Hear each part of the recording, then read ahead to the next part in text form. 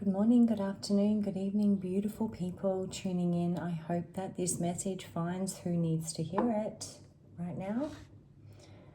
And I'm sending you love on your journey, because we're all on our own journeys, right? We're all on our own journeys. But it's all for love. What's that Bryan Adams song? It's all for one and all for love. Yeah. Excuse my lovely singing. Okay, so I want to talk about, and this does tie into love, and it's self-love, right? And it's about recognizing your value and what a privilege it is to be in your life, in your energy, and all of that sort of thing. So what I want to say is,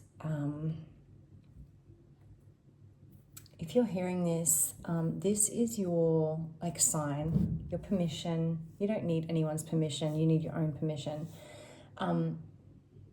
This is your sign to recognize the fact that you don't need anyone's permission to liberate yourself from a situation.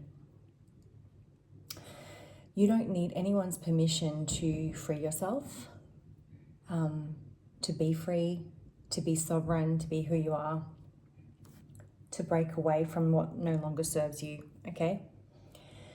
You do not need to carry other people's shame, guilt, fear, low vibrational energy, or anything like that.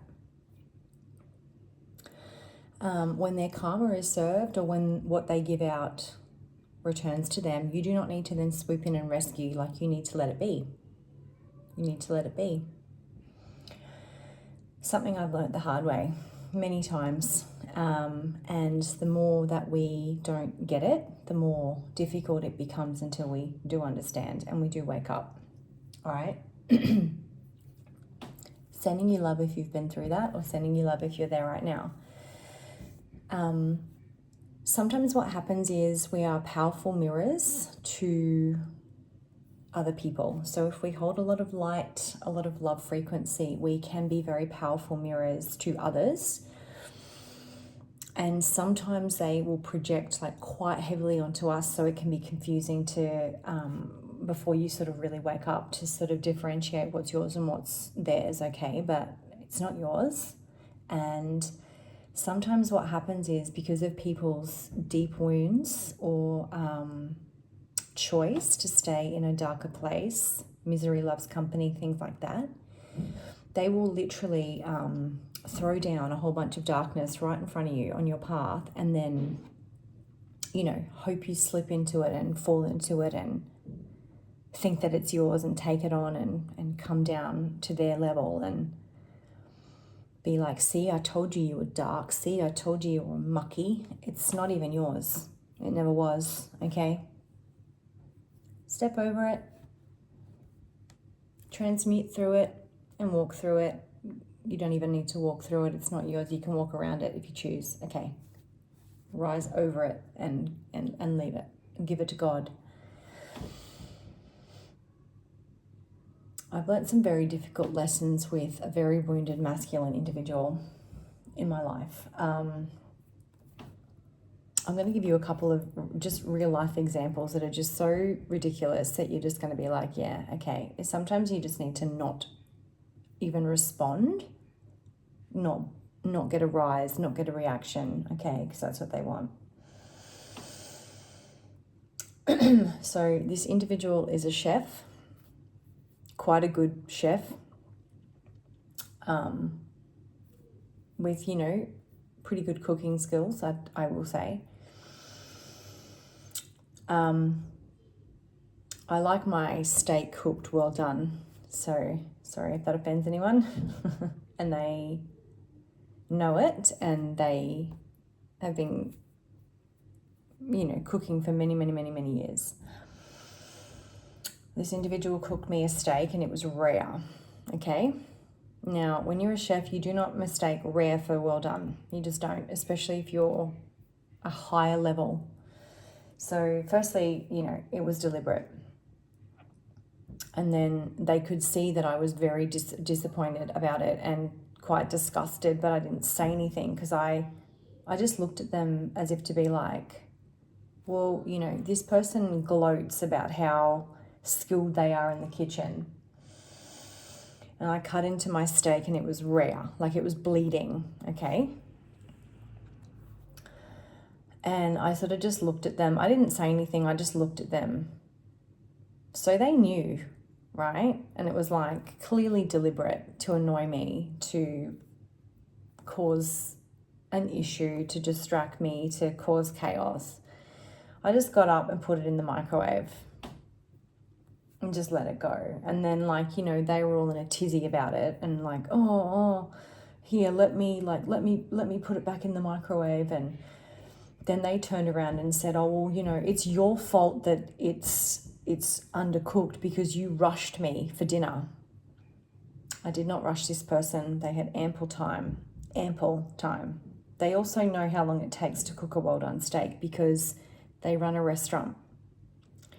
So this is just examples of how narcissistic people and really deeply wounded individual people, why did I say individual people? Yeah, because it's not your stuff. People will project onto you and never take accountability.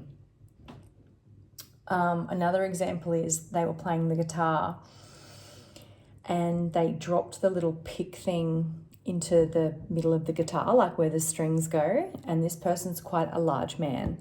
So they clearly tried to put their hand into it and pull it out. And they came out to me in a rage, basically, like projecting their anger onto me when I was in the middle of doing something else. They came out raging at me and I didn't react. I just looked and I was like, I'm busy. What do you need? Because this has happened for years. Okay, so like I'm now like used to it and I'm very direct. And they explained the situation. I can't get my hand in here, and they were throwing the toys out of the cot like a little child. And this is a man who's nearly 40, by the way. I can't get this out. I need da-da-da-da. You won't be able to do it either. So they've come out to me with an issue. They want me to fix the situation for them, like a little tantrum child. But they start then just projecting all their anger onto me and saying, well, you won't be able to do it and this and that. And I said, well, why'd you bring it out here if you don't think I can do it? And they were like, oh. And I said, no, just because you can't do something doesn't mean I can't. I said, if you want my help, 1, get out of my face with the tantrum. 2, wait until I finish what I'm doing. And 3, don't start off a conversation by telling me I can't do something. It's just ridiculous. It's insanity. It's just delusional. Of course, I put my hand in and got it straight out. And then they went off in a huff, didn't even say thank you.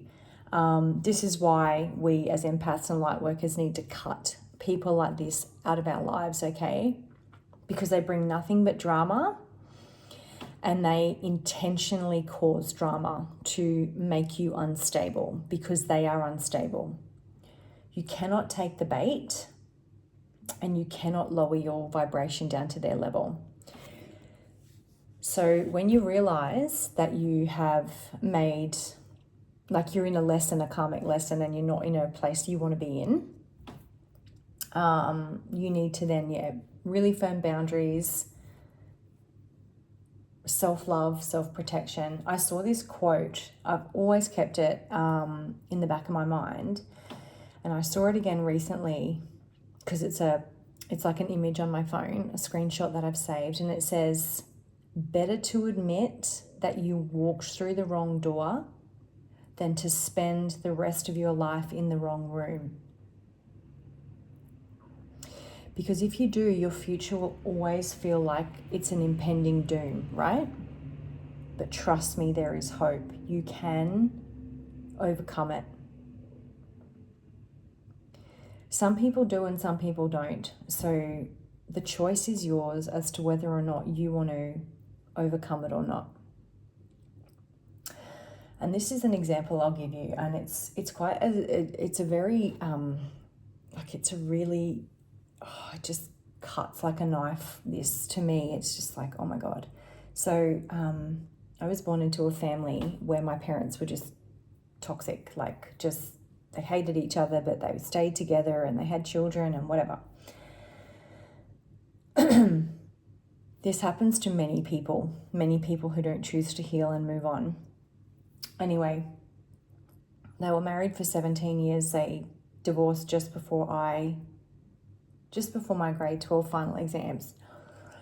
It was complete chaos, and it was always chaos anyway. It was always tense and just immature nonsense and this and that, and like, no shade, like this is other people's lessons. This is what I'm saying. Like, you cannot take on other people's lessons, but if you are a light worker or an empath, you are likely a generational curse breaker, which means you've got to break the patterns, but not take on other people's immaturity, fear, shame, issues, opinions, and all of their garbage, okay? You come to break the pattern, to heal it, to forgive it all, to forgive them, to forgive yourself, and change the pattern. You do not then take on their shame, their fear, their own personal repercussions and carry that with you. This is something I've had to learn the hard way, and I didn't understand that properly for quite a long time. So my mother, my birth mother, and my birth father, this is a very poignant and personal story. So when they divorced, my father, who was a very controlling individual, of course, the smear campaigns and all that sort of stuff against my mother was too weak to fight him. This isn't a judgment, this is the truth. And so basically, in a sort of unprecedented way, all of the children went with the father, which is very rare, okay? And it's not because the mother didn't want the kids, it's because he was extremely dominating. Got into my two younger sisters' heads and made sure that they were turned against my mother or their mother. I don't know why I'm using first and third person, but it's just, I don't know, it's coming through how I feel. For 10 years, my two younger sisters did not speak to our birth mother because of the poison that my father put in their minds about her. She did send gifts every birthday, every Christmas, every Easter, but she never, I guess, found the strength within herself to like go and confront him and show up at the door and take charge. And now that, you know, my sisters, my birth sisters, have their own children, they have reconciled with my mother and allowed her back into their lives. And she's a very pivotal person now in their lives and in their children's lives, because they have small children. And she helps them a lot, those two. Not me, but those two. And she has allowed my father back in like there's nothing wrong, and she'll laugh about it now and sort of laughs it off. She's deeply wounded herself, and my father would take every opportunity if he could to do it all over again, if he found that, you know, there was something that he could get from it, or siphoning the energy to play the part, like controlling the situation. But she is completely unconscious to all of that, whereas he knew exactly what he was doing. And I cannot be a part of any of that because I can see the pattern, the behaviors, just the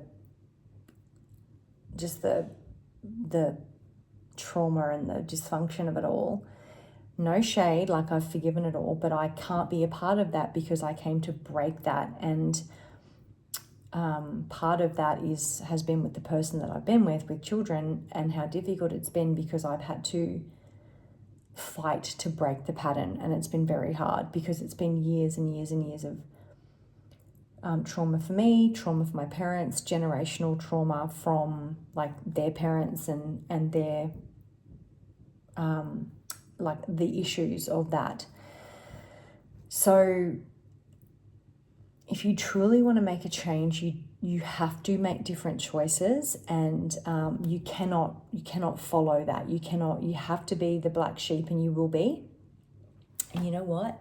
If you are, I want to celebrate you and tell you how amazing you are, how strong you are, how incredible you are, how phenomenal you are, and how much your real soul lineage, which is your true star family, like your star ancestry, not your karmic ancestry, but your star ancestry, how proud they are of you and how much they love you, and how much they chose you to do it, because you were strong enough, you were brave enough, you're resilient enough, and you can do this.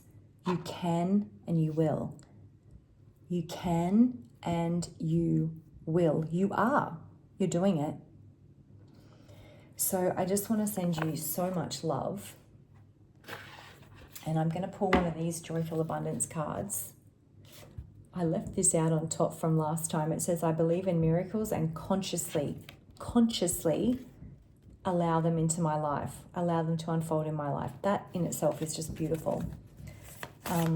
Because you are meant to have miracles and the life of your wildest dreams, but it takes enormous courage and strength to break all of the patterns. Yeah, look at this.